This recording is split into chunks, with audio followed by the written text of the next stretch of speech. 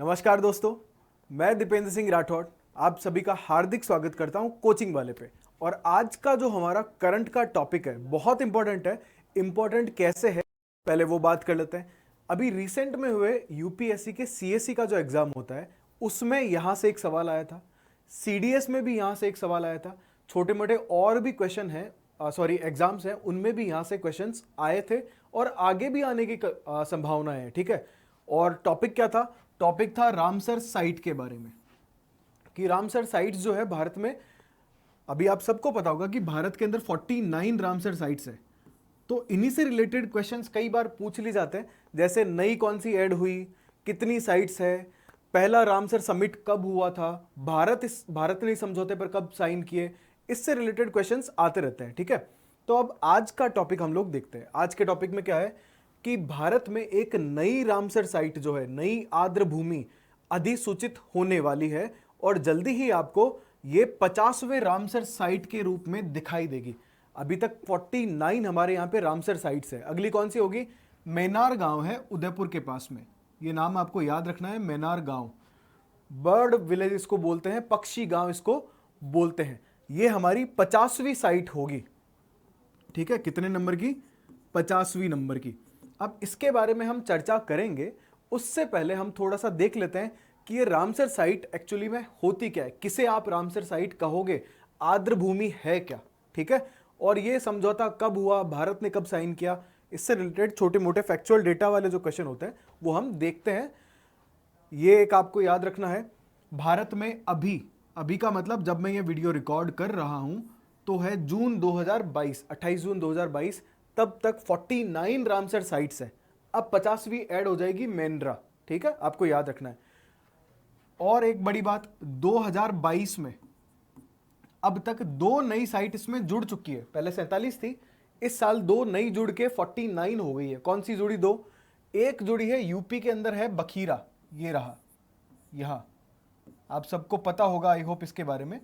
एक तो है बखीरा और दूसरा है गुजरात में खिजाड़िया, यहां दूसरा गुजरात का खिजाड़िया। ये 2022 में ऐड हुई है और इसी साल आप देखोगे कि मैनार भी इसमें ऐड हो जाएगी। और भारत में आर्द्र भूमियां जो है, वेटलैंड्स जो हैं, उनकी संख्या बढ़ के कितनी हो जाएगी? अब 50 हो जाने वाली है। ये आपको याद रखना है। आपको इन साइट्स के बारे में थोड़ा बहुत पता होना चाहिए कि ये एक थोड़ा सा मेमोराइज कर लीजिए, एक बार का देख लेना। 50 की मतलब 49 साइट्स कौन कौन सी, कई बार पूछ लिया जाता है 4 ऑप्शन देके, उनमें से एक जो है रामसर साइट नहीं होगी और आपसे पूछ लिया जाएगा बताओ इनमें से कौन सी रामसर साइट नहीं है। ठीक है, और याद रखना चिल्का लेक जो है वो भारत की पहली रामसर साइट है। सबसे बड़ी कौन सी है? सुंदरबन डेल्टा, ये रहा सुंदरबन डेल्टा वाला जो एरिया है वो सबसे बड़ी रामसर साइट है भारत की, दुनिया की नहीं बोला है मैंने। ठीक है, भारत की। चलो भाई, अब चलते हैं अपने कुछ डेटा के ऊपर कि आर्द्र भूमि आप किसे कहोगे। तो कुछ खास नहीं होती आर्द्र भूमि, एक जमीन का टुकड़ा ही है, एक जमीन का हिस्सा है जिसमें क्या होता है, स्थायी रूप से या तो किसी मौसम में, ठीक है, स्थायी रूप से क्या हो सकता है कि या तो कोई फिक्स मौसम है या फिर साल भर, वो पूरे मौसम या फिर साल भर वो जो जमीन का हिस्सा है, वो जमीन का हिस्सा पानी से सैचुरेटेड रहता है, मतलब सरोबार रहता है, ढका हुआ रहता है। ठीक है, ऐसा अगर है तो उसे पहचान दी जाती है रामसर साइट के रूप में। अब किसी आर्द्र भूमि को अगर आप रामसर साइट कह देते हो, इससे क्या फायदा होगा? मत कहो, है ना, कुछ तो फायदा होगा इससे। तो देखो, अगर रामसर साइट अगर किसी आर्द्र भूमि को या किसी वेटलैंड को अगर रामसर साइट का दर्जा मिल जाता है तो कुछ फायदे हैं। उसके फायदे क्या हैं? उसका संरक्षण होने लगेगा, कुछ क्राइटेरिया हैं जो फॉलो करने पड़ेंगे। अब संरक्षण करने की क्या जरूरत है? देखो, आपको मैं एक डेटा बताता हूं, दुनिया भर में जितना मछली का उत्पादन होता है उसका 2/3, 2/3 मछली उत्पादन सिर्फ वेटलैंड से होता है। ये जो जितनी दुनिया भर में हमने रामसर साइट्स चिन्हित कर रखी है आज तक, अभी तक ये नंबर हो गया दुनिया भर में लगभग 2400। ये भी याद रखा जा सकता है, 2400 से थोड़ी सी ज्यादा है। ठीक है, 2400 के आसपास दुनिया भर में रामसर साइट्स है और ये साइट से दुनिया भर का मछली उत्पादन 2/3 होता है, ये याद रखना। और लगभग 40% जीव जो है वो प्रजनन कहाँ करते हैं, इन्हीं वेटलैंड्स के आसपास या इन्हीं एरियाज में करते हैं।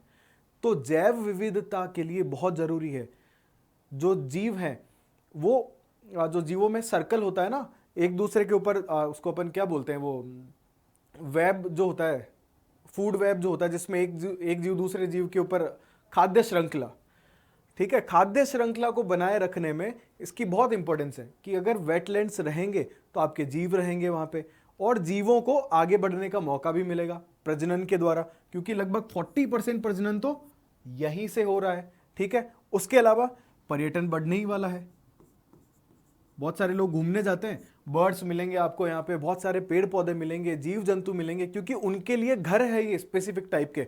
जैसे मैंग्रोव फॉरेस्ट है, मैंग्रोव वन है, वो क्या होंगे, समुद्र के किनारे पे ही मिलेंगे आपको ऐसे पेड़ जिनकी जड़ें जो है ना ऊपर ऊपर उठी हुई होती है और पानी के अंदर लगे हुए रहते हैं। देखा होगा आपने खारे पानी के अंदर मैंग्रोव फॉरेस्ट। वहीं पे कुछ स्पेशल टाइप के जानवर रहते हैं, कुछ जीव रहते हैं, कुछ मछलियां रहती है, वो सब वहीं पे रह सकती है। अगर इन आर्द्र भूमियों का इस्तेमाल अगर हम लोग अपने फायदे के लिए करने लगे तो धीरे धीरे आर्द्र भूमि हो जाएगी खत्म, और इसका असर सीधा सीधा हमारी जैव विविधता पे पड़ेगा ना। अब हम कैसे यूज ले रहे हैं, जैसे हमने क्या किया, आर्द्र भूमियों का इस्तेमाल ले लिया हमारी खेती के लिए, कृषि के लिए यूज ले लिया।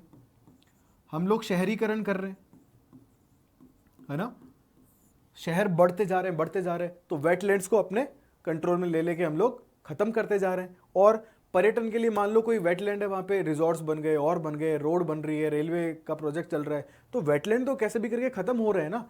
तो इन वेटलैंड्स को बचाने के लिए रामसर साइट्स में दर्जा दिया जाता है, ठीक है। अब इसकी शुरुआत कहां से हुई, शुरुआत होती है रामसर समझौते की 1971 में। रामसर क्या है, एक ईरान में शहर है, कैस्पियन सागर का नाम सुना होगा आपने, कैस्पियन सी के तट पर एक शहर है जिसका नाम है रामसर, ये पड़ता है ईरान में, ठीक है। तो बात है 2 फरवरी 1971, 2 फरवरी 1971 को ईरान के रामसर शहर में क्या हुआ था, एक समझौता हुआ, एक कन्वेंशन हुआ। उस कन्वेंशन में कहा गया कि हम लोग दुनिया भर की आर्द्र भूमियों को क्या करेंगे, चिन्हित करेंगे और उनको रामसर साइट्स का दर्जा देंगे, ठीक है। ये बात कही गई, इसे लागू कर दिया गया 1975 में, लागू 71 में नहीं हुआ है, 1975 में इसे लागू कर दिया गया, लेकिन अभी तक इसका भारत हिस्सा नहीं था।